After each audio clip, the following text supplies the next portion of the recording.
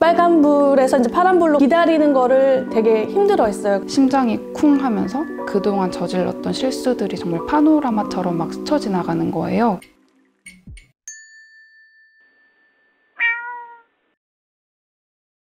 안녕하세요. 저는 정은희입니다. 저는 2015년에 ADHD 판정을 받았습니다. 지금 하는 일은 서울시 공기업에 재직 중에 있습니다. 안녕하세요. 저는 신지수입니다. 저는 병원에서 임상심리사로 일을 하고 있고 전문가 수련을 받고 있습니다.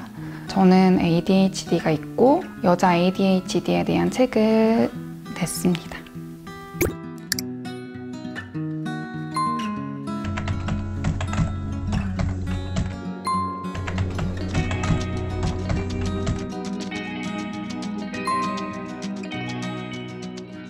불면을 겪었어요. 육아휴직 복귀 후 회사를 생활을 하면서 몇 년 동안 잠을 못 잤어요. 그래서 너무 잠을 자고 싶으니까 정신과에 가게 된 거예요. 불면의 이유를 알기 위해서 진단을 받아보자라고 권유하셨고 그 진단 결과가 ADHD로 나왔고 다른 동료 선생님이랑 대화를 하다가 검사 문항에 대해서 얘기를 하면서 아니 학교 다닐 때 교무실에 자주 안 가본 사람이 어딨냐 이걸로 뭘 측정하냐라고 좀 이상함을 토로했는데 그 선생님이 너무 당황스러운 눈빛으로 저를 의아한 듯이 보시는 거예요. 그래서 뭐지? 선생님은 교무실을 안 드나들었어요? 그랬더니 교무실에 왜 가요? 라고 하시는 거예요. 그래서 조금씩 이제 통찰이 생겼던 것 같아요.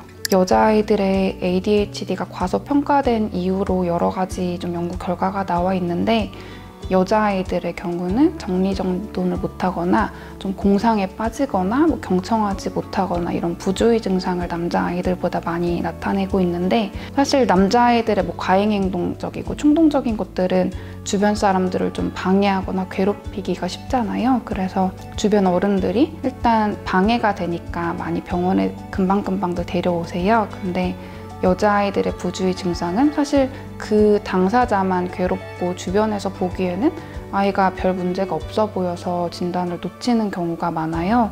여기 당신 뼈에 금 같습니다 하는 것처럼 보이는 거라면 수긍하기가 쉬운데 그건 제가 생각지도 않았고 눈에 보이는 것도 아니니까 평소에 저는 제가 잘 살아왔다라고 생각하니까 너는 결핍이 있고 장애가 있는 사람이야 라는 거를 받아들이기가 어려웠고 아 내가 그날 컨디션이 안 좋아서 심리검사가 잘못된 게 아닌가 아니면은 선생님이 나를 잘못 판단한 게 아닌가 그냥 그런 식으로 못 받아들이다가 한 14개월 동안 그러니까 저를 지켜보면서 받아들인 것 같아요. 그때 딸이 한 5살 정도였는데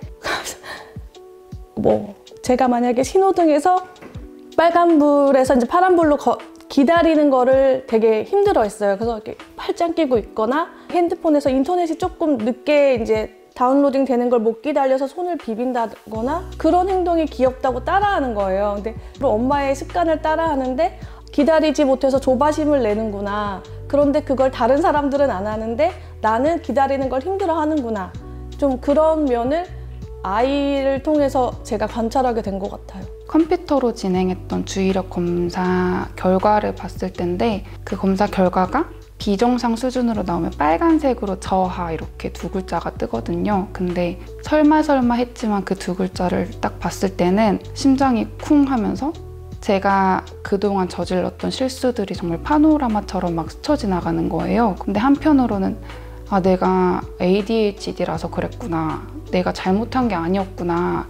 라는 안도감이 동시에 좀 밀려왔던 기억이 좀 강렬하게 남아있어요. 그냥 주로 혼났던 장면들인데 학교에서 교실 안에 있기보다는 쫓겨나가지고 복도에 혼자 서 있으면서 이렇게 아이들을 바라봤던 장면들이라던가 저의 반복적인 실수를 타인이 되게 한심한 눈빛으로 바라보던 장면들 그거를 숨기는 14개월이 제일 힘들었어요. 남들에게 말은 못하지만 나는 장애가 있는데 디테일이 떨어진다라고 팀장님한테 혼나면 나는 그래서 그런 건데 이런 식으로 혼자 그 비밀을 가지고 있을 때가 제일 힘들었던 것 같아요. 제가 다른 사람을 일단 평가하는 평가자고 치료하는 치료자인데 제가 ADHD가 있다고 말을 했을 때 제일 두려웠던 거는 저에 대한 신뢰가 좀 무너질까 봐 저 사람이 ADHD인데 과연 이 일을 잘 해낼 수 있을까? 이런 편견이나 오해가 좀 많이 두려웠거든요. 근데 그것보다 더 중요한 거는 저 사람이 ADHD임에도 불구하고 저렇게 직업을 갖고 잘 살고 있다. 이걸 좀 보여주고 싶었던 마음이 더 우선했던 것 같아요.